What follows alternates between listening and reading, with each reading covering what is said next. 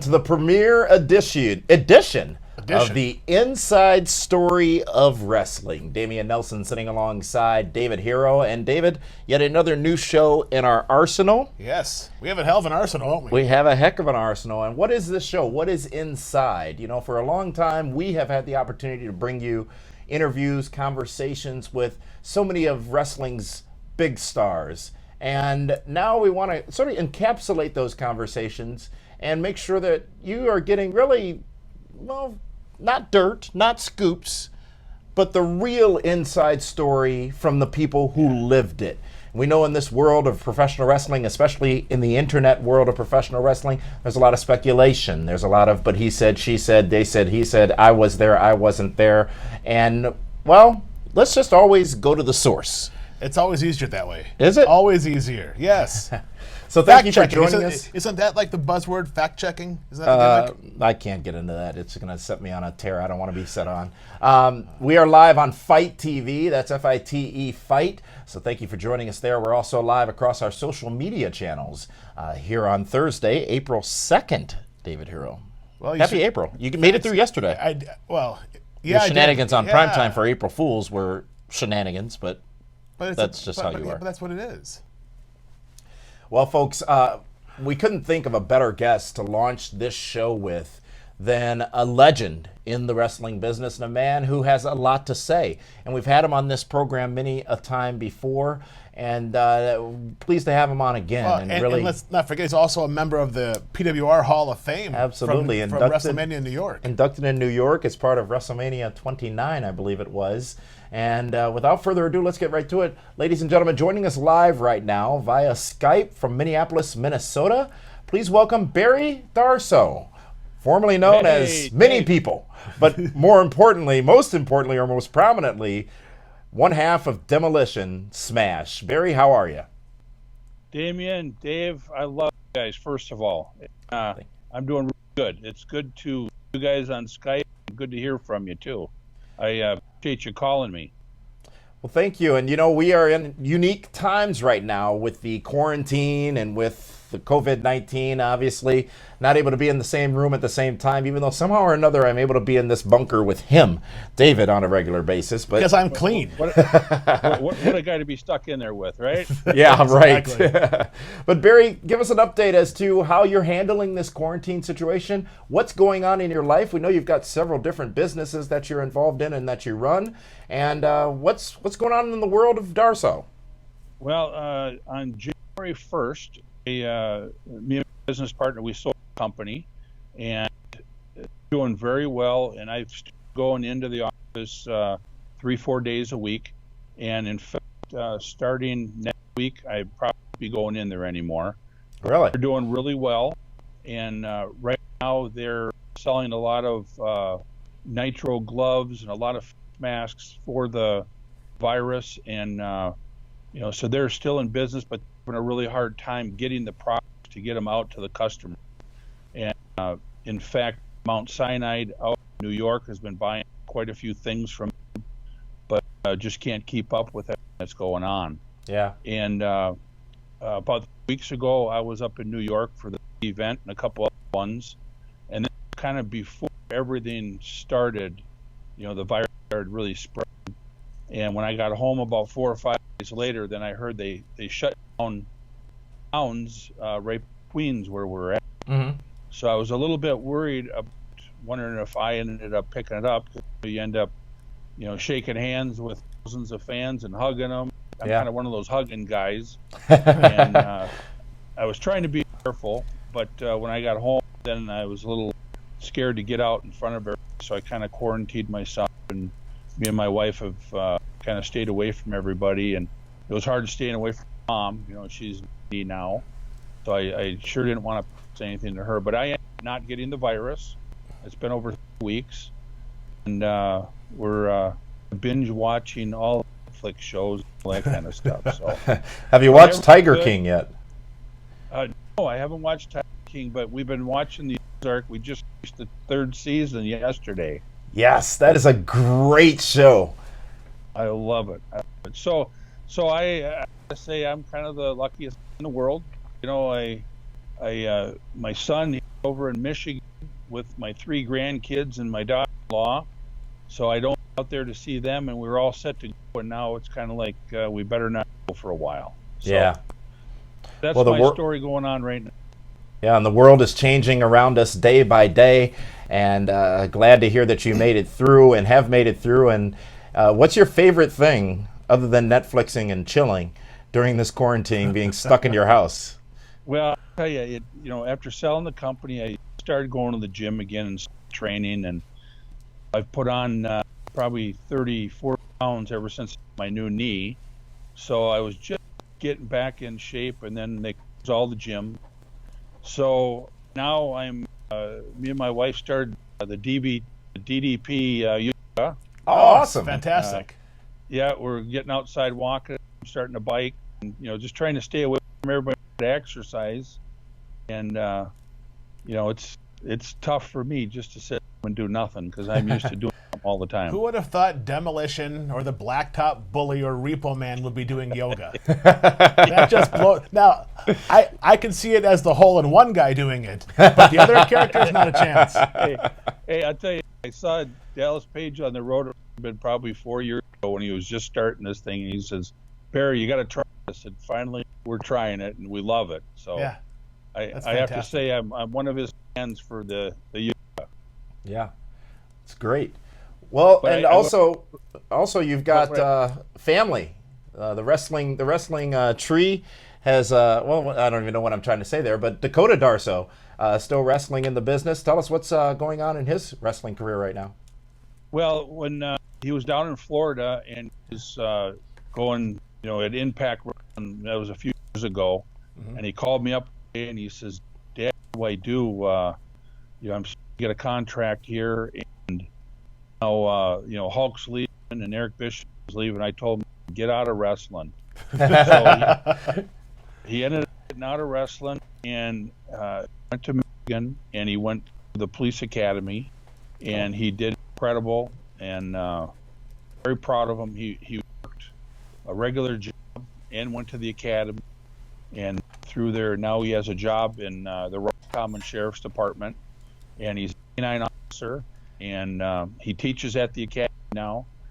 So he's really, really good man. I can't say kid anymore. He still gets in the ring every once in a while. Try to tell him to stay out, but it's in his blood. So Yeah. every once in a while he work a local show for Freedom or somebody down there. Okay. Electric Eric Freedom. Remember Oh, that I Joker? remember that. Yes. The hardcore hippie. Yeah, I can't believe we're not at WrestleMania right now. Isn't it unbelievable? It's fascinating, and that was one of the questions I wanted to ask you, having been involved and been a part of so many WrestleManias and so many memorable moments at WrestleMania. How does it strike you that WWE decided to go ahead with the event as planned and will be doing so now in an empty arena, basically, with no fans in attendance? How does that strike you? Is that the right thing to do? Well, the right thing to do is have the show, all the people, because of the virus. So I think you're doing the right thing that way, but not having the crowd and wrestling in front of the big crowd, it's be tough on all the guys. Yeah. But all the guys are pros. They can do it. It's just I don't know what that's like on TV. I watched one of the shows about a week ago, and they were cutting the promos ring, and without the crowd. To me, it's not the same. But yeah, it's new time now. You got to do whatever you can to get the show. The show gotta, what's that? The show must go on. Well, they got to have it on. Yeah.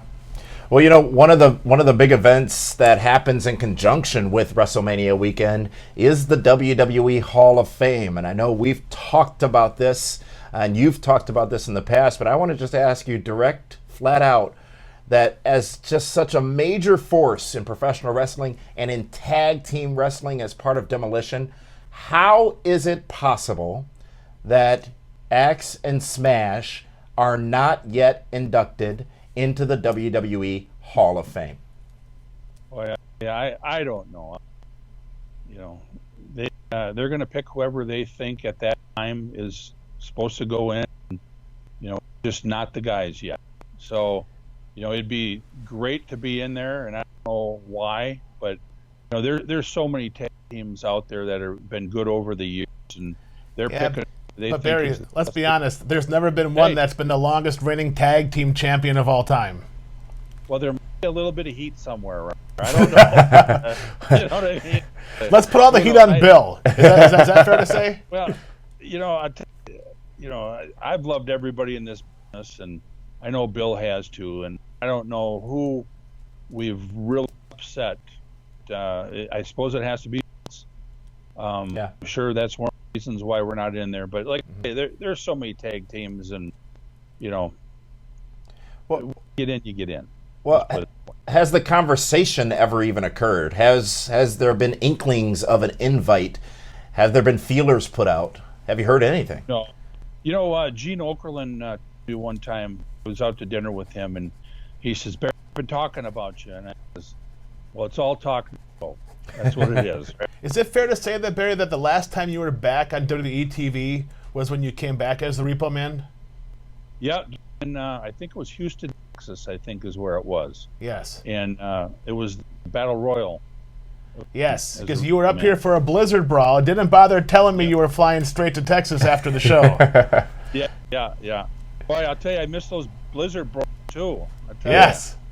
Well, one of those a long time. We got them back in December 5th of this year. Maybe it's time to bring Demolition back one more time. Oh, my mom's birthday, yeah. Perfect. We're going to have a big party. Yeah. I think... You never know. Go ahead. You may be diminishing your impact on tag team wrestling more so than you should be, but I will say, as I have said many a time, and as Dave said, we went ahead and inducted you guys into the PWR Hall of Fame back in New York several years ago. There is not a single tag team in my wrestling life that was more influential than Axe and Smash of Demolition. The music, the look, the feel, the matches, Mr. Fuji, the big time events. There is no way that a person can have a major wrestling Hall of Fame right now and not have Axe and Smash Demolition in it. It's almost lacks credibility without Demolition. It's actually sacrilegious. Well, so we'll say it if you're not going to say it. Okay, well, I appreciate, that's why I love you guys, I think looking at wrestling true blinders, you're seeing what there really is out there, and I think there's a lot of political things that go on behind the scenes. It's not really the wrestling part of it.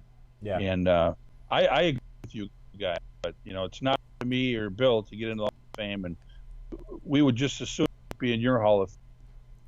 We're part of that.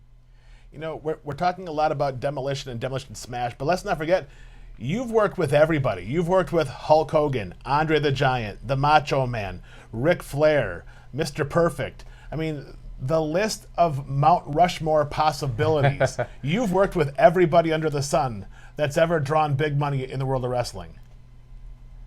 And you know what? It's funny that you say that, because over the years I kind of, I forget a lot of the stuff that goes on. I always tell Dakota, I tell him that I'm the luckiest guy in the world. I've been all over the world, wrestled some of the greatest wrestlers, and I've loved this business. Yeah. So, yeah, it's been pretty neat to wrestle all those guys. It's interesting. We talk about Demolition, and a lot of people may not realize that you were not an original member of Demolition. It was actually Moondog Rex, I believe, right? Yes. That had played the role of Smash, if you will, for a very short period of time, and then you came in and replaced him. Give us a little insight as to how you ended up taking that role. Yeah, it was Andy Coffey and Bill Eadie. They were the Axe and Smash. And one of the first TVs that they came out as a Demolition, everybody's yelling, that's Moondog Spot or Rex or whoever it was. So right away after they came back and they said, this just isn't going to work. And when that was going on, I was working down for Jim Crockett, and he just screwed me on payday. And he promised a certain amount of money, and I didn't get it. So I went in and ended up quitting my job down there. And about a week after I quit my job, Dave Hebner called me up, and he said, "Barry, you want me to, put in a worry up in the WWF at the time?" And I said, "Definitely." And Ricky Steamboat called me, and he says, "Barry, you got to get a job here." So about a week and a half after that, all of a sudden the phone rings, and Vince is on the phone. He says, "Yeah, Barry, this is Vince McMahon." And I said, "Hey, Vince, how you doing?" I never met him before. And he says, "I'd like to fly up and talk to you about a new thing that's going on up here." And I says, "Well, I'm pretty busy right now, but let me check my schedule." And he kind of pauses. I said, "Yeah, when do you want me to come?" So he says, "I got a flight for you tomorrow morning. I'll pick you up and talk about it." So I ended up flying up to Connecticut, and he had it was almost like a cartoon character book with pages in it, where it had the Demolition look, and it didn't have a name or anything, and I never knew anything about what was going on or what it was.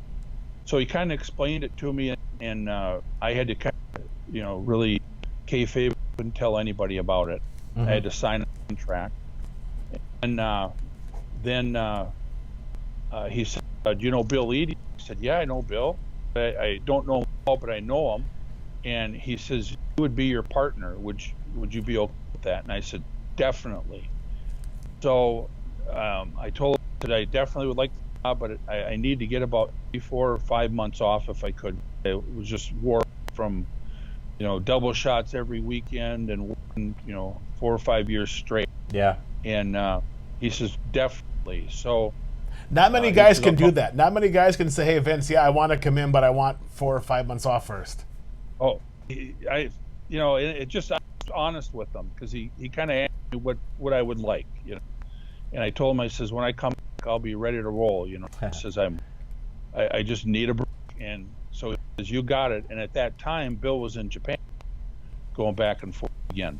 So it ended up working out really nice, and I got the job. And the first day I came in as the Demolition. I walked in with Bill Eady, and I dressing room, and the first guy I saw was, Snuka, and then I saw Hogan, and then I saw Andre the Giant and Don Morocco, and I see these guys standing around. I'm shaking hands, going, "Oh cow, look at this who I'm with now," And I was 24 years old, I believe. I was. So I was probably the youngest guy in the dressing room at that time, and being Bill really kind of put me on the where, okay, this guy's okay because he's Bill. That's kind of the it was. So I kind of fit right, and I was a young boy, and I didn't say a word. I just listened and didn't say a word to anybody, and just what they said I did, and it ended up working out. Yeah. Well, before that, I mean, was it Killer Khrushchev, right? Crusher Khrushchev. Crusher Khrushchev. That was down in the Crockett territories, and you had a good run. Ivan and Nikita Koloff, working with Dusty Rhodes and the Road Warriors down there. Yeah, well, we first started that. Nikolai Volkov was my partner. Yeah. In Mid-South Wrestling. And that's when I kind of started really learning how to wrestle, was down there. And then I ended up leaving there, and I went to Florida Championship Wrestling. Jim Neidhart, myself, and David Sierra, the Saint. We were partners on there, and then that went up to Crockett's territory after that. Yeah. So, it's great crew. Obviously in the presence of champions, but you would become champions shortly thereafter after Demolition was formed. And one thing that always I questioned in my head was, I still remember when you guys turned on Mr. Fuji, or really Mr. Fuji turned on you guys. And then up. Yeah, he did. But it was so great. It was so well done. But it was so shocking as well. And one thing I always wondered was, how did Mr. Fuji make sense as the manager of Demolition? Because there was a little bit of a disconnect there. Yeah, well, when we first came out, we had our first manager, um, Les, Luscious what's Johnny his Johnny name? V. V. Yeah, Johnny V, great guy. He kind of was made it like a joke almost, Yeah. and we just told him that this is more of a serious gimmick, and we're never gonna get over if you're joking in the interview. So it ended up being where told him, we said, we want to get Mr. Fuji as our manager. At that time, he was kind of the vicious manager heel. Yeah. So Vince listened to us, and that's Fuji became our manager. And he was actually a great manager because he told us what we did wrong in the ring, told us what we did, and he helped create us. So, Fuji was a manager too. Interesting. So both in front of the camera and behind the cameras, Fuji played the role of truly managing the careers of Action Smash of Demolition. Well, him being in the ring, he was a wrestler and managed the best wrestlers in the world. So it was a shoot manager. Yeah, Fuji-san. How bad did it hurt when he hit you with the cane? Oh man, he didn't hold. And a funny story. We got time for a story, don't we? Absolutely. Yeah, absolutely. I was going to ask you what is the best Fuji rib, but I think you read my mind on this one. Well, I can't tell you some of the really good. But we were at WrestleMania in Plaza, and it was Action Smash against Martel and Santana, and the finish was where Bill was going to hit Martel over the head with the cane or over the back. So normally kind of doctor up the cane so it breaks a little easier. Well, Fuji ended up going and a real green cane would not break. Oh no. And we didn't know this, and at the end Bill came in, hit, I think it was Rick Martel back with it, and he held the right hand at the bottom, the left hand at the top of the hook is. He hit it, he was hoping it was going to snap. Well, it didn't snap. Oh. He hit Rick really hard with that sucker. So the whole thing was done. I mean, he almost broke Rick's back with it. Right. We came back and Rick was, oh, yeah, what the hell's going on here? And we looked right at Fuji. Fuji just was laughing his head. It was a hell of a trip. So Rick Martin must have done something to Fuji or something for Fuji back, right? Yeah. But Demolition would dominate for so long in professional wrestling, and then we started seeing things evolve a little bit. In fact, a third member of Demolition would be added, and that would be the man known as Crush. And I, as a fan, when watching, and I want to speak for you, Dave, how you felt, but that was not okay. I'm like, whoa, no. Demolition is Axe and Smash. Yes. Smash is going to kick my stinking teeth in, because that's what he always told me. And this is Demolition. Now you're adding this guy Almost who waters doesn't it down. fit to the team, which seemed to water it down. And was it before or after when he was the Hawaiian Crush? He was the Hawaiian Crush after. Okay. So either way, it just didn't feel right. But how did it feel to you? How did it feel to Bill to be now a three-man team of Demolition, and what you had built for so long, bringing a new person into that group? Well, it was kind of a real tough time at that time because Bill ended up having health issues.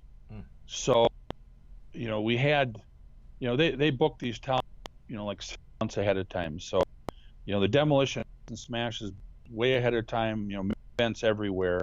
And with Bill getting sick, we had to bring somebody in. Yeah. And Crush was a great guy and a good friend of ours. And, he came in a really, really tough spot. Because, like you said, it was Axe and Smash. No matter what you do, you bring somebody else in, it's just not the same. Right. So we did the best we could, and Crush did a great job, but really, really a tough situation to come on. We ended up having a lot of good matches and all that. That's kind of right when the Road Warriors were coming in too. Yeah. So with Bill getting sick and the Road Warriors coming in, it really hurt our angle with the Road Warriors. And I thought that they put the road together way too soon with us, and it kind of the whole angle, and it ended up being the end of our jobs is what it ended up being. Yeah. Yeah, they put you guys together right away, and then did a bunch of 6-man tags with the Road Warriors and the Ultimate Warrior against Axe, Smash, and Crush all over the place. And it was a tough deal. We did the best we could, but we were on our way at that time, so we knew it. We were there for a long time and had a great run, and everyone's run ends sometime. It just happened to be at that time. So yeah, but Demolition lives on forever with that Mattel toy line right now. There's Demolition figures all over the place. I'll tell you, in every WrestleMania, and when that book comes out, where pictures are still in there. Yes. It's a lot more autographed. So have you ever given the grandkids the Demolition Smash action figure to play with at Christmas time or their birthdays? Well, I just don't do that, but my son does them all, and when they go to Grandma Darsow's house, all over there to play with, Gotcha. But I always kept wrestling away from home. It's what the road. That was what was nice about painting my face or wearing a mask for the Repo Man or whatever. People didn't recognize outside the business, which I didn't mind at all. Yeah. It's just sitting at home, You mentioned the Repo Man, and some people think that was a bit of a rib or a bit of a burial of what was Smash, but I, for one, loved the Repo Man character because it made so much sense, but it also didn't make any sense all at the same time for you to be doing it, but you did it so well, you embraced it so well. How did you make that transition from Smash to the Repo Man? Well, that's why I always thought I was pretty good, because Barry Darsow was nobody. He couldn't make any money, couldn't get over doing anything. But as soon as you put a character on Barry Darsow, then all of a sudden it's like a light comes on and I became that person. No matter what gimmick you gave me, I could do. And I was real proud of that gimmick.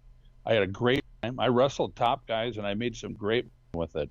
Yeah. And I wanted to become a baby face, and I wanted to go to hospitals and meet with kids. That was my ultimate goal that I wanted to do, and they never changed me to baby face. Yeah. And that was the one thing that I talked to Vince about it when we started the gimmick. I said that I wanted to end up the Repo Man. I wanted him to baby face and go out and do good things. The best guys end up being the best good guys. Mm-hmm. That's what I've always thought. And it just happened, and then that's why I ended up putting my nose in there that time, and then I left it. Yeah, it's interesting. You mentioned being a babyface. Demolition spent a couple of years as a top babyface team, and that I believe it was a story with the feud with the Powers of Pain. But you couldn't quite walk into a hospital room with that leather gear and have the kids welcome you. Yeah, some rooms maybe you could walk into with that and be welcome, but not the hospital room. It's funny right now. You go do these autograph sessions and you put your face in the hotel, and you walk down the lobby and go to a 10 minutes away somewhere, and people look at you like, "What the heck's going on?" But when you're in New York, you just fit right in. Nobody even says to you. Yeah, exactly.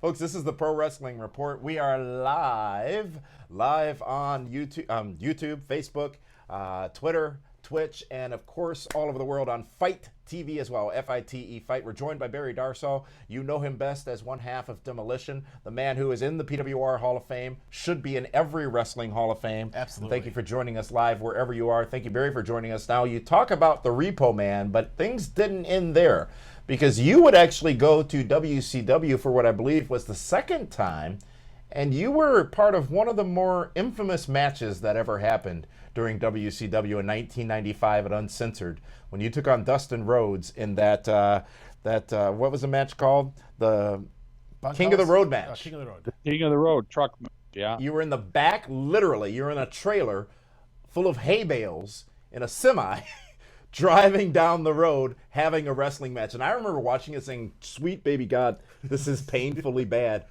But watching it after, it's one of the best things I've ever seen. I'll tell you, I had fun with that gimmick. That was, besides Smash, that was my favorite gimmick ever. Blacktop Bully? Because it was kind of to me. It was, when you're on the road, somebody screws with you on the road, you become a bully to them. You know what I mean? Not that I had road rage or anything, but for the gimmick, I did have road rage. And I absolutely love that gimmick, and they ended up ixnaying that thing after that match. And what had happened was, when they were putting that thing together, they ended up having the helicopters, had cars with cameras in it. I mean, I don't know how much money they spent on that thing. They told us ahead of time that they wanted juice on us, right? So Mike Graham was our agent, and we ended up having that match, and there was blood in the match. And it ended up being, we got the blood without, and it just happened, because how do you hard way. hit a steel cage without having blood? And the back of a moving truck driving down the freeway. At 55 miles an hour. And, eastbound and down. and hanging outside. And they ended up cutting out a lot of that match. Really? But anyways, it went on 65 mile an hour, or 65 mile round trip thing around this neighborhood that was just outside Atlanta. And after we went around the neighborhood the second time, people were in chairs sitting on the side of the road. It's like a parade on the highway. But it was going 55 and 60 miles an hour, so every little move, I mean, it just flew. Yeah. So what you seen was what really happened. So when we got done with the match, Dustin and I, we said, holy cow, that was one of the funnest matches we ever had. We hugged each other and said, thank you. And so, and I had blood all over and cow manure and you name it, I had it on me. And I ended up going home, and the next morning I got a phone call from Eric Bischoff, and he's, I'm waiting for him to go, Barry, what a hell of a match. You did exactly what I wanted. But he says, Barry, I got some good news and some bad news. He says, well, what's going on? Talk to me. He says, good news is you guys had one hell of a match. He says, the bad news is fired. I said, what? I'm fired? How could I be fired if I had a good match? He said, all the towers, the people to be, they were upset because there was blood in the match. And I said, first of all, Eric, we were able to do that. And, I don't think that's a very good thing to fire us from when you guys, and he says, Barry, please, he says, do me a favor. He says, just take the fire and leave for a little while. I'm going to bring you back. Okay. And I said, yeah, but Eric, it's not like you just get all of a sudden the next day you're fired and you don't do anything about it. And, you're fired for no reason. Yeah. But I'm good with Eric. And I said, if that's what you want me to do, that's what I'm going to do. So he hired me, Mike Graham, and Dustin Rhodes.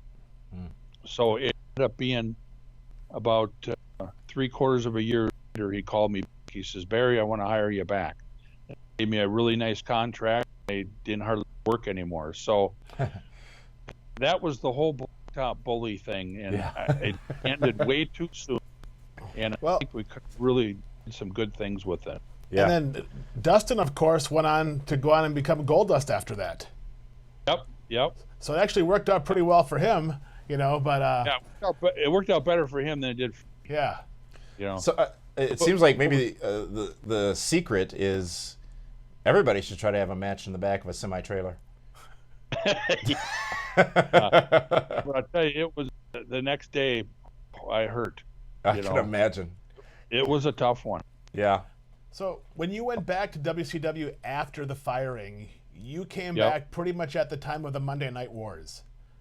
Monday Nitro versus Raw, back and forth, and Thunder. How crazy and hectic was that time for you, a guy that has seen and pretty much done everything, is now smack in the middle of the battle between two billionaires?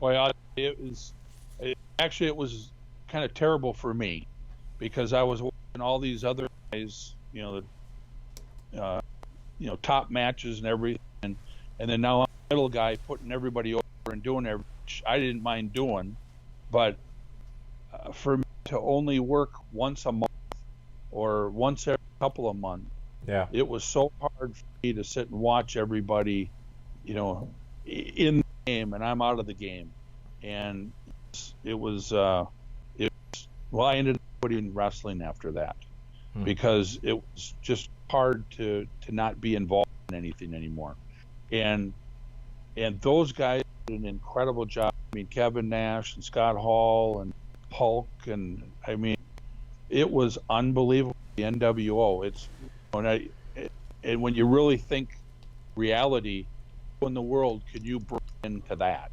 Yeah. Those guys, you could be above those guys. So pretty much everybody in the whole territory is a middle guy besides, that group of guys, and they did an unbelievable job. And I think at that time was the first time Vince is probably thinking, "Uh-oh, what are we going to do?" You know what I mean? And they would subsequently lose it, yeah.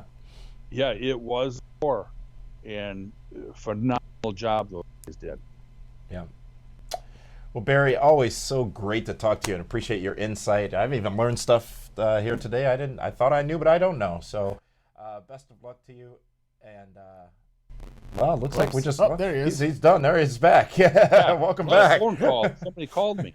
What do you do, right? Dave, anything else for Barry? Yeah, it's been a blast. It's been a blast getting to know you over all the years, and Demolition, always one of my favorite tag teams.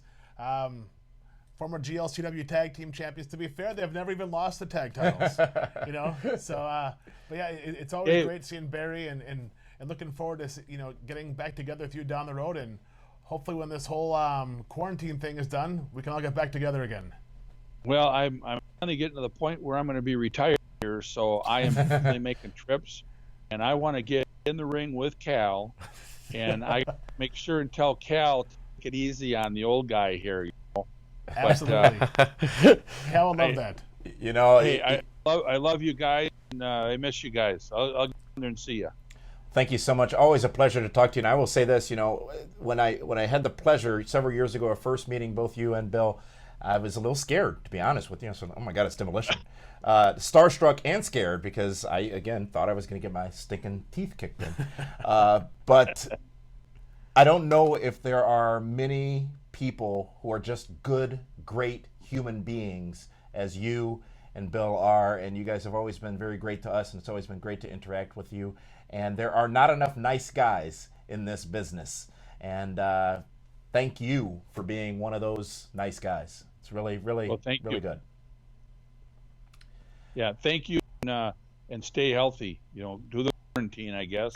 Exactly. That's why we're in the Fortress of Solitude. Barry Darsow, thank you so much for joining us. Best of luck to you up in Minneapolis, and we will look forward to talking to you again soon here on the Pro Wrestling Report. Thanks for joining us. All right. Thank you. Take care. Bye-bye. Thank you. Folks, always great talking to the legends in this business, and great to really launch this brand new show, Inside Story of Wrestling with Barry Darsow. So great, so good to hear the stories from the source.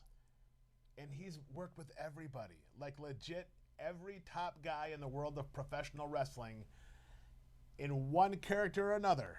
Yeah. From Crusher Khrushchev to Demolition Smash to Blacktop Bully to Hole in One Barry Darsow, Repo Man, he's worked them all. Yeah, and did so brilliantly each time. Folks, thank you so much for joining us here live. Sorry we didn't get to many of your comments, but we are going to look forward to doing so when we're live with you again tomorrow. And that's for PrimeTime. David, it's the final PrimeTime before Wrestling Mania. Is this the Go Home WrestleMania show tomorrow? Tomorrow for us, it's the Go Home WrestleMania show and new additional programming tomorrow, because it is WrestleMania weekend. So we will have PrimeTime for you live at 7 p.m. Eastern Standard Time. And then tomorrow night, after SmackDown, a live edition of PWR Reaction, where we'll be taking your comments, questions, concerns, flashing them on the screen, talking about them. We're live with Reaction after SmackDown tomorrow night, right after it goes up the air on Fox. We're going to go over SmackDown. So we're doing before SmackDown. We're going to watch it, and then after SmackDown, we're going to be back right here. That's how that works. But guess what? What's also that? this weekend, yes, we are going to be live with Reaction after WrestleMania Saturday. We'll be live with reaction after WrestleMania Sunday.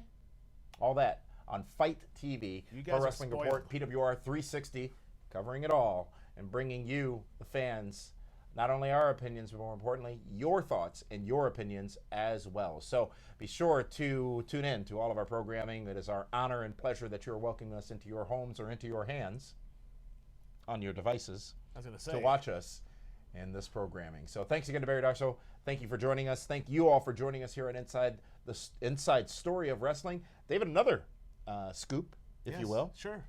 This will also be available on podcast form, this episode, and all the episodes of Inside Story of Wrestling. We got a couple of guests lined up for the future, too. Yes, we do. Over the next few weeks, we'll be bringing you more of these inside stories, giving you a little bit more insight from the source, the people who lived the moments, and sharing with you the firsthand stories of how it was when it was. So for that one, and for Barry Darsow, this is Damian Nelson saying thank you so much for joining us here on Inside Story of Wrestling. We'll see you tomorrow night for Prime Time, live on Fight.